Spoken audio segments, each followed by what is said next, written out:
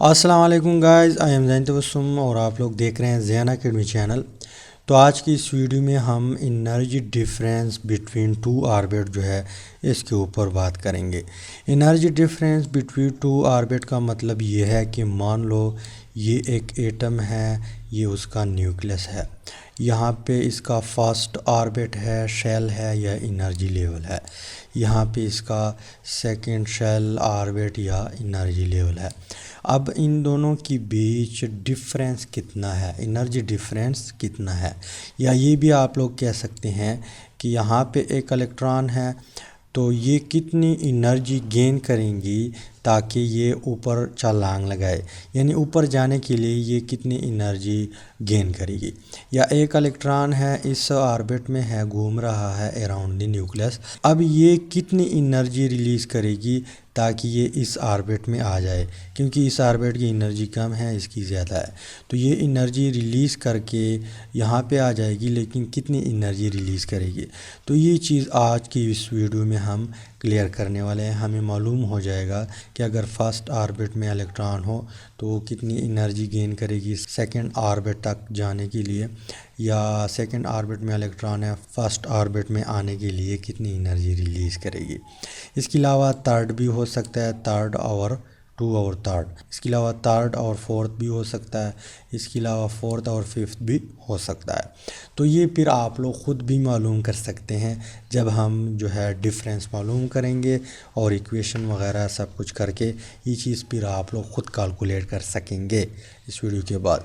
तो स्टार्ट करते हैं। सबसे पहले अगर आप लोगों को पता हो, एक वीडियो में I think bore atomic model में हमने एक इक्वेशन डिस्कस किया था कि एनर्जी डिफरेंस हम इस इक्वेशन से मालूम कर सकते हैं। डेल्टा ई किस चीज़ को रिप्रेजेंट करता है? एनर्जी डिफरेंस को रिप्रेजेंट करता है, यानी दो ऑर्बिट के दरमियान डिफरेंस कितना है, या दो इलेक्ट्रॉन है, यहाँ पे एक ये है एक ये है, इनके बीच कितना डिफरेंस होगा एनर्जी में। तो ये हमारे पास इक्वल टू है ई टू हमारे पास कौन सा ऑर्बिट है? ये वाला ऑर्बिट है, ठीक, माइनस ई वन कौन सा है? ये जो फर्स्ट ऑर्बिट है ये हमारे पास ई1 है, और जो सेकंड ऑर्बिट है ये हमारे पास ई2 है, ठीक। तो ई2 माइनस ई1, इस इक्वेशन को हम इक्वेशन 1 मानते हैं। क्या मानते हैं? इक्वेशन 1 मानते हैं। अब इसके बाद हमने क्या करना है, इसके बाद हम इस तरह करते हैं कि अगर आप लोगों को याद हो डिराइवेशन ऑफ एनर्जी, यानी जो प्रीवियस वीडियो है जो परसों मैंने अपलोड की है, उसमें हमारे पास एक इलेक्ट्रॉन की या एक ऑर्बिट की जो टोटल एनर्जी थी वो इस चीज़ के बराबर थी। हमने डिराइवेशन किया था। अगर आप लोगों ने वो वीडियो नहीं देखी तो आप लोग उसको लाजमी देखें ताकि इस वीडियो में आप लोगों को कोई दिक्कत ना हो। तो यहाँ पे हमारे पास ई जो था, ई टोटल एनर्जी ऑफ इलेक्ट्रॉन था या ऑर्बिट था, ठीक। ये हमारे पास बराबर था E4m divided by 8 epsilon naught square h square, यहाँ पे माइनस भी था, minus E4m divided by 8 epsilon naught square h square multiply by z square divided by n square. ये टोटल एनर्जी था एक इलेक्ट्रॉन का या एक ऑर्बिट का, क्योंकि बोर मॉडल में हमने पढ़ा हुआ है कि जो जितना एनर्जी ऑर्बिट का होता है उतना ही एनर्जी इलेक्ट्रॉन का होता है। तो ये हमारे पास एक इलेक्ट्रॉन की या एक ऑर्बिट की टोटल एनर्जी थी। अब हम क्या करेंगे, ई2 के लिए या मान लो ई1 के लिए हम मालूम करते हैं। तो यही इक्वेशन है, इसको हम यूज़ करेंगे। कैसे यूज़ करेंगे? यहाँ पे सिर्फ हम ई1 लगाएंगे, यानी हम इस वक्त फर्स्ट ऑर्बिट की बात कर रहे हैं। E one is equal to minus E4m divided by 8 epsilon naught square h square multiply by z square divided by n1 square, यानी हम फर्स्ट ऑर्बिट की बात कर रहे हैं। यहाँ पे E के साथ हम 1 लगाएंगे और यहाँ पे n के साथ भी हम 1 लगाएंगे। तो इस इक्वेशन को हम मानते हैं इक्वेशन 2, राइट। इसके बाद हम क्या करते हैं, E2 के लिए मालूम करते हैं, यानी जो सेकंड ऑर्बिट है। तो यहाँ पे सिंपली हम क्या करेंगे, E2 is equal to minus E4m divided by 8 epsilon naught square h square multiply by z square n two square, यानी हम सेकंड ऑर्बिट की बात कर रहे हैं। तो यहाँ पे इसको हम मानते हैं इक्वेशन 3। कौन सा मानते हैं? इक्वेशन 3। अब इक्वेशन 2 और इक्वेशन 3 पुट करें किस चीज़ में? इक्वेशन 1 में। तो now put the equation 2 and equation 3 in equation 1। तो इक्वेशन 1 हमारे पास था, यहाँ पे मैं इसको येलो कलर से शो करता हूँ, delta E energy difference. Delta E हमारे पास क्या है? एनर्जी डिफरेंस है। Delta E is equal to E2 कितना है? यहाँ पे E2 इतना है, तो minus E4 m divided by 8 epsilon naught square h square multiply by z square divided by n2 square, right. Minus यहाँ पे इसके साथ भी माइनस है, यानी E2 जो है E1 यहाँ पे ऑलरेडी माइनस है, तो हम इसको करते हैं ब्रैकेट में बंद और यहाँ पे माइनस लगाएंगे। E4 m divided by 8 epsilon naught square h square multiply by z square divided by n1 square.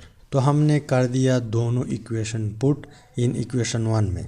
अब यहाँ पे हम क्या करेंगे? यहाँ पे जो माइनस है, इस माइनस को हम आपस में ज़रब करेंगे तो हमारे पास साइन चेंज हो जाएगा, प्लस वो बन जाएगा।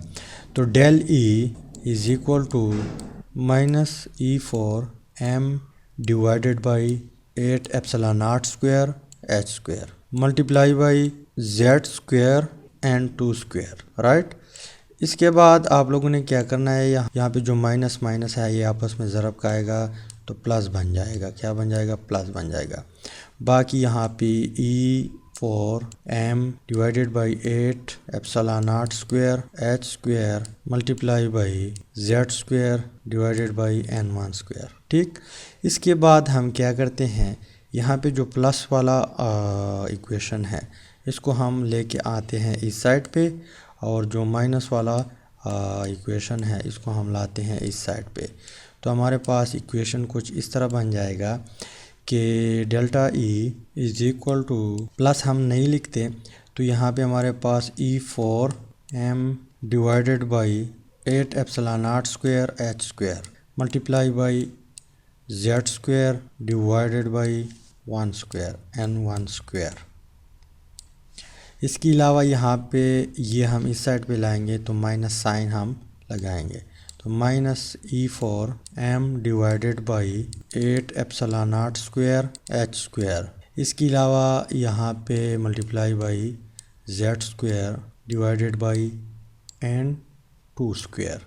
अब यहाँ पे आप लोग गौर कर ले, ये टर्म और ये टर्म कॉमन है। क्या है? कॉमन है, एक जैसा है। तो हम क्या करेंगे? कॉमन को एक साइड पे करते हैं, तो delta E is equal to E4 m divided by 8 epsilon naught square h square multiply by, यहाँ पे ये कॉमन नहीं है तो z square minus n1 square minus, यहाँ पे हम क्या करेंगे? Minus z square divided by n2 square. इसको हम बंद करते हैं ब्रैकेट में। अब इसके बाद यहाँ पे ये टर्म जो है ये सब क्या है? कांस्टेंट है। ये प्रीवियस वीडियो में भी मैंने आप लोगों को बताया था कि चार्ज है, इसकी वैल्यू भी हमें मालूम है, कांस्टेंट है। m मास ऑफ इलेक्ट्रॉन है, इसकी वैल्यू भी हमें मालूम है। 8 भी कांस्टेंट है।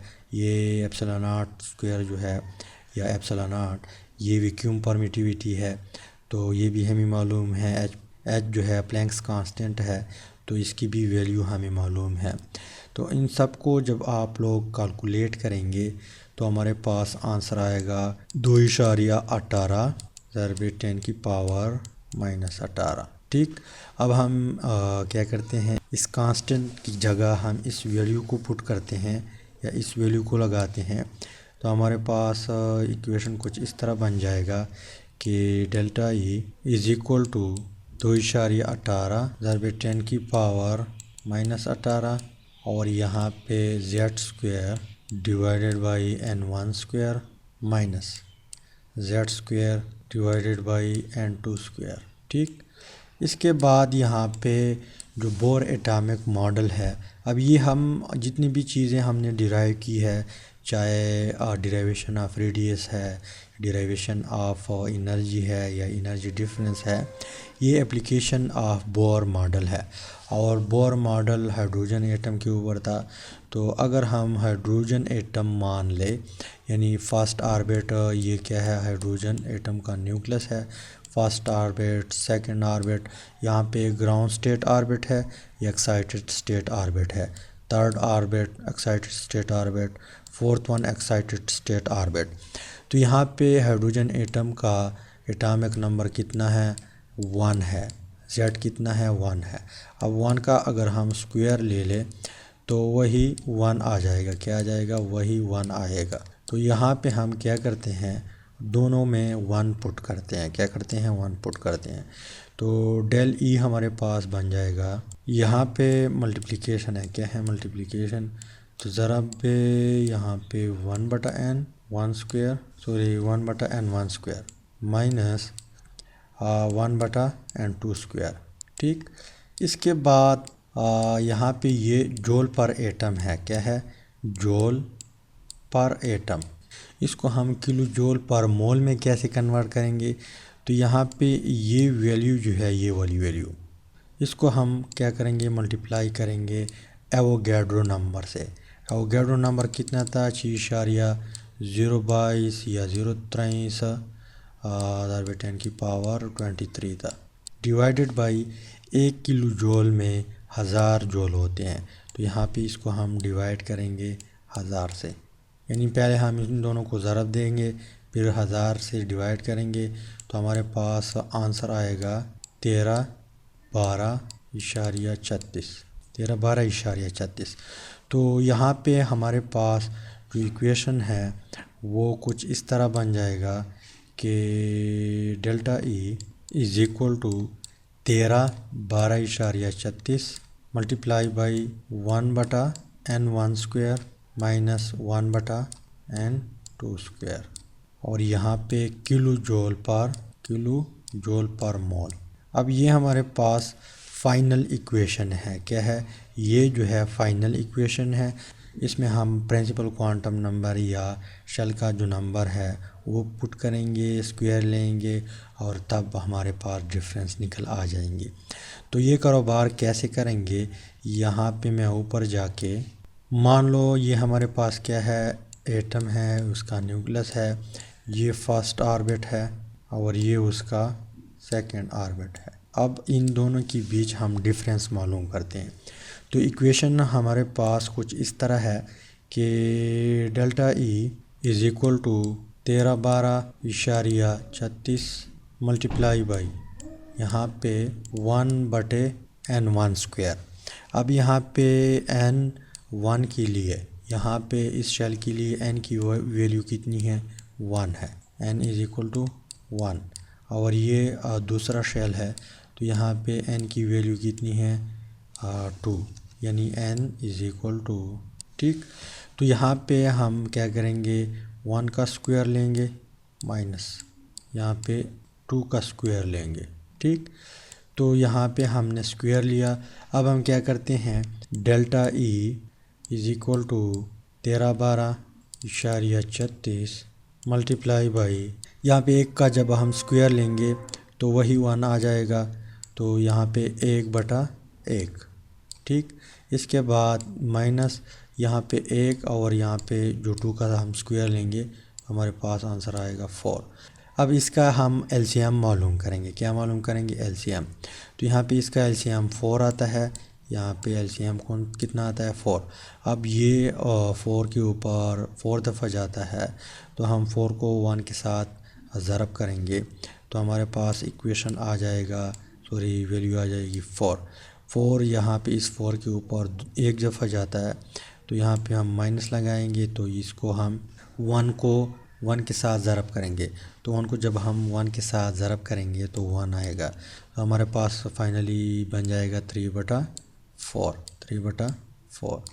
अब यहाँ पे इसकी जगह हम 3/4 पुट करते हैं, तो del E is equal to 13/12.36 multiply by 3/4।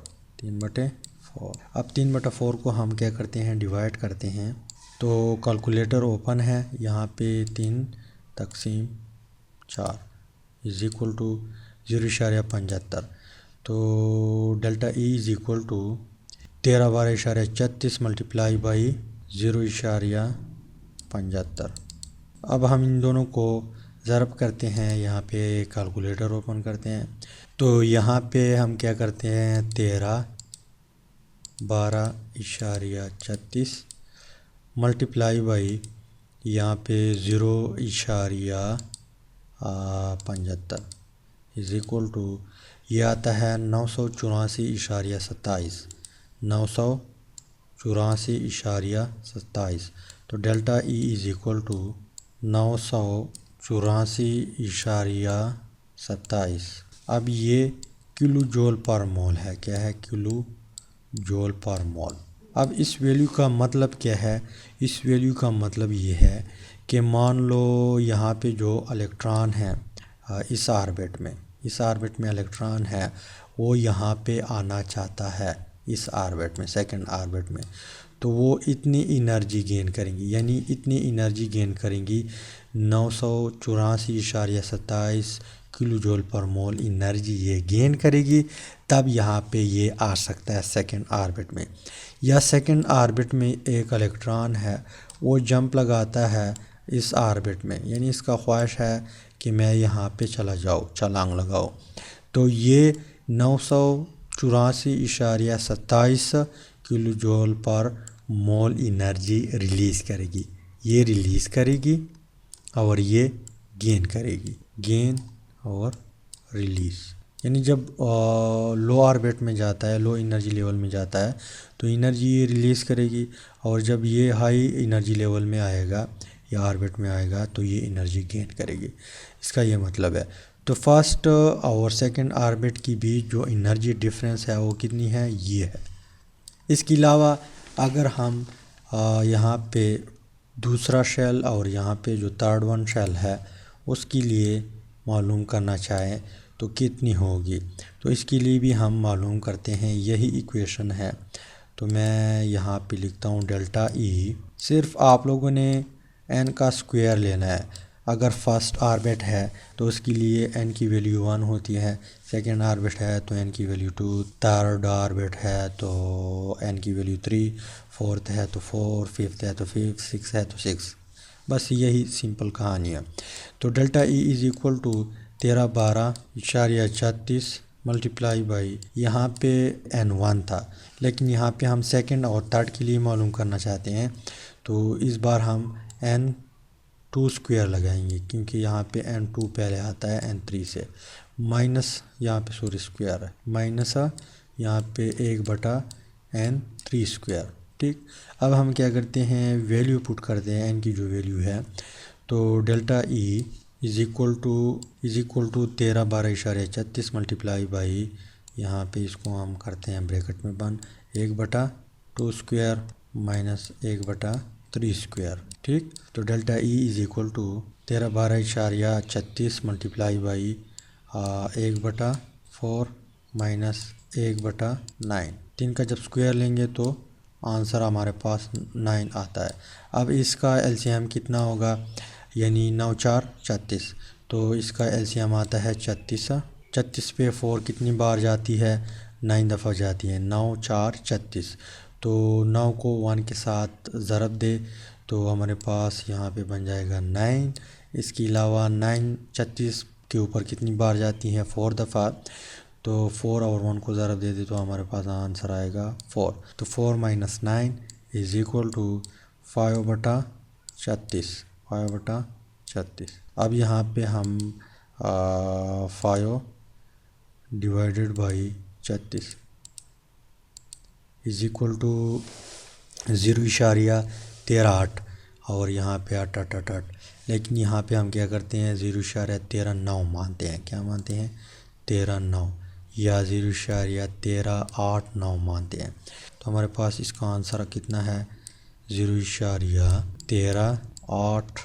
9 बाकी हमने राउंड ऑफ कर दिया। तो इस वैल्यू को यहाँ पे इस एरिया में हम क्या करते हैं, पुट करते हैं। तो delta E is equal to 13/12 multiply by 0.1389। ठीक, अब हम इन दोनों को मल्टीप्लाई करते हैं आपस में। तो 13/12 multiply by 0.1389 is equal to यहाँ पे आता है 182.28। 182.28। तो delta E is equal to 182 कितना था 28 किलो जूल पर मोल। कहने का मतलब ये है कि मान लो यहाँ पे हमारे पास ये क्या है, न्यूक्लियस है हाइड्रोजन एटम का, ये फर्स्ट शेल है और ग्राउंड स्टेट जो शेल है या ऑर्बिट है, ये भी एक्साइटेड ऑर्बिट है, ये भी एक्साइटेड ऑर्बिट है। अब हम क्या करते हैं, इन दोनों के बीच एनर्जी डिफरेंस मालूम करते हैं। तो हमने यहाँ पे मालूम किया कितना है, इतना, यानी delta E is equal to 182.28। यानी अगर यहाँ पे इलेक्ट्रॉन हो, यहाँ पे एक इलेक्ट्रॉन है, वो जंप लगाता है थर्ड ऑर्बिट में, तो वो कितनी एनर्जी गेन करेगी 182.28। या एक इलेक्ट्रॉन यहाँ पे है, वो इस ऑर्बिट में जंप लगाता है, तो यहाँ पे कितनी एनर्जी ये रिलीज़ करेगी 182.28 किलो जूल पर मोल। यहाँ पे मोल में बात हो रही है। इसके अलावा यहाँ पे ये इक्वेशन है, सिंपल इक्वेशन है यहाँ पे ये वाला, इसमें आपने सिर्फ वैल्यू पुट करनी है, एन की वैल्यू, फिर आप लोगों ने एलसीएम लेना है। तो इस तरह भी आप लोग मालूम कर सकते हैं कि ये न्यूक्लियस है, ये फर्स्ट ऑर्बिट है, ये सेकंड है और यहाँ पे थर्ड है। तो फर्स्ट और थर्ड का भी मालूम कर सकते हैं। इसके अलावा यहाँ पे 4 है, तो 2 और 4 का भी मालूम कर सकते हैं। हमें मालूम है कि फर्स्ट के लिए एन की वैल्यू 1, 2 के लिए 2, 3 के लिए 3, यहाँ पे 4 के लिए 4। तो यहाँ पे एन की वैल्यू पुट करें, उसके ऊपर स्क्वायर ले ले, इसके बाद इसका एलसीएम ले ले, और एलसीएम के बाद आपके पास एक वैल्यू निकल आ जाएगी जिस तरह यहाँ पे हमने निकाली, और फिर इस वैल्यू को इस वैल्यू के साथ ज़रब दे दे, तो आप लोग के पास फाइनल डिफरेंस, एनर्जी डिफरेंस जो है वो मालूम हो जाएगी। चाहे जो भी शेल हो, फर्स्ट और सेकंड है, थर्ड और फोर्थ है, फोर्थ और 2 है, या 1 और 3 है, सब के लिए आप लोग मालूम कर सकते हैं। तो उम्मीद करता हूँ वीडियो की समझ आई होगी। अगर समझ आई है तो वीडियो को लाइक करें, शेयर करें, चैनल को सब्सक्राइब करें। अगर आप लोग पेज पे देख रही हैं तो पेज को भी फॉलो करें। तो फाइनली थैंक्स फॉर वॉचिंग।